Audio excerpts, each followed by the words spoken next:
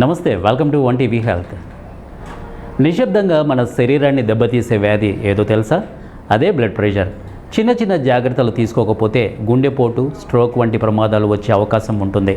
కానీ మంచి విషయం ఏంటంటే మన జీవనశైలిలో కొన్ని మార్పులు చేస్తే బ్లడ్ ప్రెషర్ను చాలా వరకు నియంత్రించవచ్చు.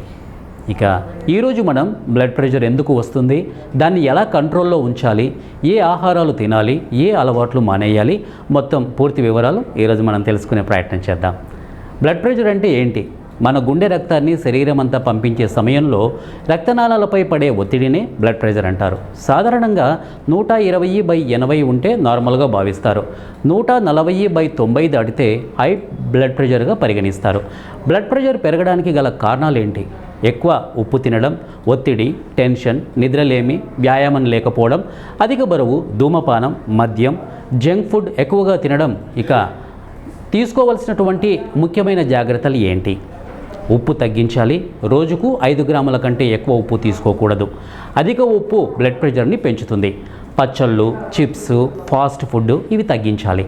ఇక రెండవది, ప్రతిరోజు వ్యాయామం చేయాలి. రోజుకు కనీసం 30 నిమిషాలు నడక, యోగా, ప్రాణాయామం చేయడం వల్ల గుండె ఆరోగ్యం మెరుగవుతుంది. ఇక మూడవది, ఒత్తిడిని తగ్గించాలి. ఎక్కువ టెన్షన్ కూడా బీపీ పెంచుతుంది. అందుకే ధ్యానం, ప్రశాంతమైన సంగీతం, మంచి నిద్ర చాలా అవసరం. ఇక 4, బరువును నియంత్రించాలి. అధిక బరువు ఉన్న వారిలో బీపీ ప్రమాదం ఎక్కువగా. తక్కువ ఆయిల్ ఉన్న ఆహారం తీసుకోవాలి. ఇక తినవలసిన ఆహారాలు ఏంటి అనేది మనం తెలుసుకుందాం.